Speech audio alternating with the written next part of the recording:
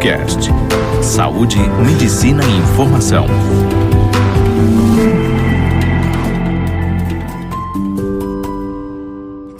Olá, sou a doutora Ana Luísa Rosa, sou médica neurologista. No podcast de hoje eu vou falar um pouquinho sobre o manejo farmacológico das alterações comportamentais da demência de Alzheimer e a importância para o profissional médico entender que às vezes o acompanhante que vem junto com o paciente, ele pode não saber exatamente por que você usa determinados medicamentos e não outros para controlar as alterações comportamentais.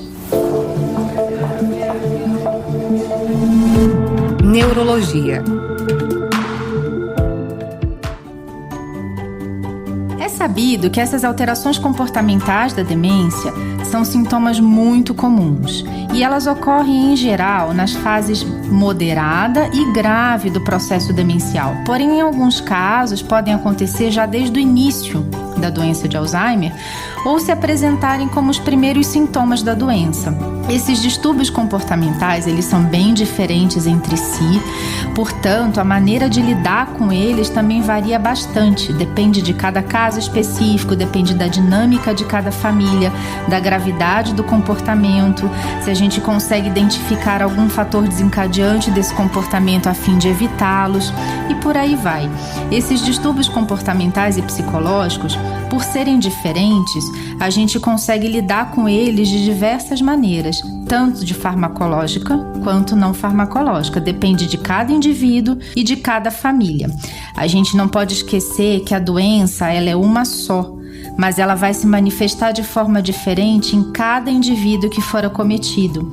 Cada indivíduo tem uma gama de efeitos adversos aos medicamentos e uma gama de alterações comportamentais que diferem um do outro. Então, não dá para ter a mesma conduta com um paciente e com outro. O que funciona com um não necessariamente vai surtir efeito com o outro, principalmente em se tratando das alterações comportamentais. Em relação a elas, a gente sempre deve optar primeiro pelo manejo não farmacológico.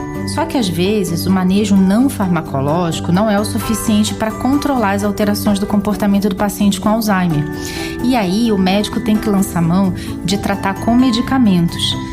As alterações comportamentais, elas podem estar relacionadas a um mal-estar físico, a um mal-estar psicológico, que o paciente às vezes não consegue se expressar adequadamente e vai piorando à medida que a doença evolui.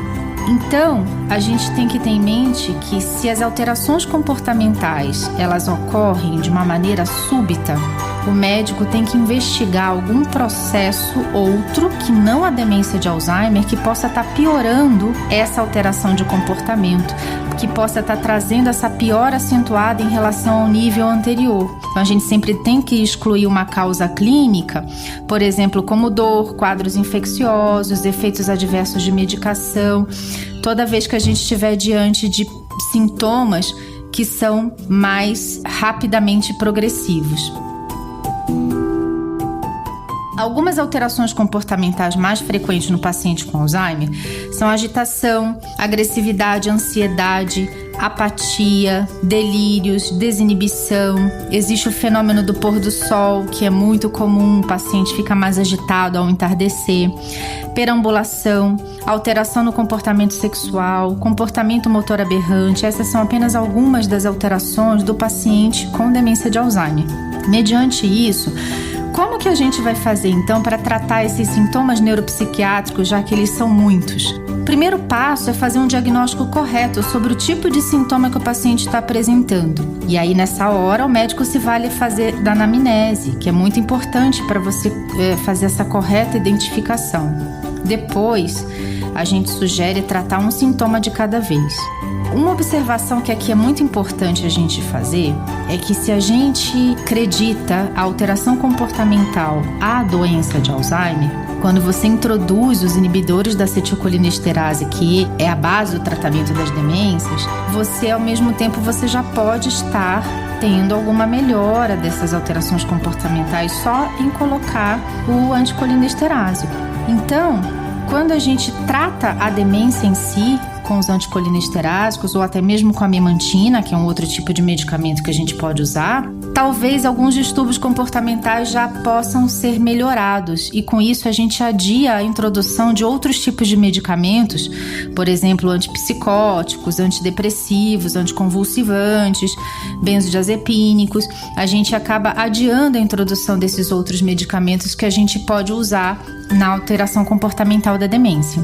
E a boa prática clínica, ela recomenda que você maximize essa estratégia colinérgica para manejar esses sintomas comportamentais.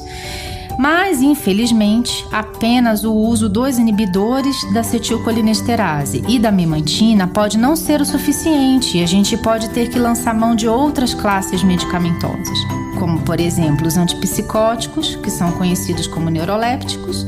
Existem evidências suficientes para recomendar o seu uso para os sintomas psicóticos da demência de Alzheimer, para o tratamento da agressividade, da alucinação, da agitação. Sempre a gente começa com pequenas doses e vai evoluindo de acordo com as condições clínicas.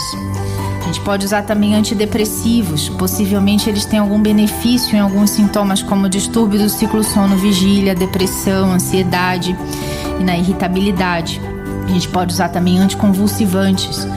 Estudos são controversos em relação ao uso do anticonvulsivante, porém o uso como estabilizador do humor se mostra eficaz na grande parte dos casos. Por aí vai, podemos usar uma série de outros medicamentos que não os inibidores da acetilcolinesterase somente para tratar os distúrbios comportamentais dos quadros demenciais, principalmente no quadro de demência de Alzheimer. Cabe ao médico apenas conversar com o acompanhante, com o seu paciente a respeito do tratamento medicamentoso, porque não é incomum eles se sentirem confusos diante de um médico eventualmente prescrever um antiepilético. A pergunta que eles podem fazer é: mas por que eu estou tomando um antiepilético se eu não tenho epilepsia?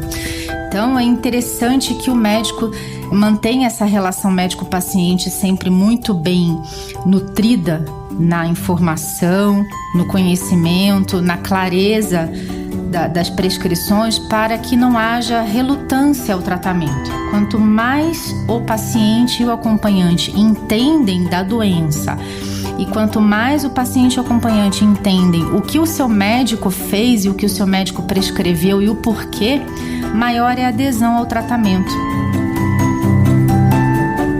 Eu espero que vocês tenham gostado do podcast de hoje. Nos vemos no próximo.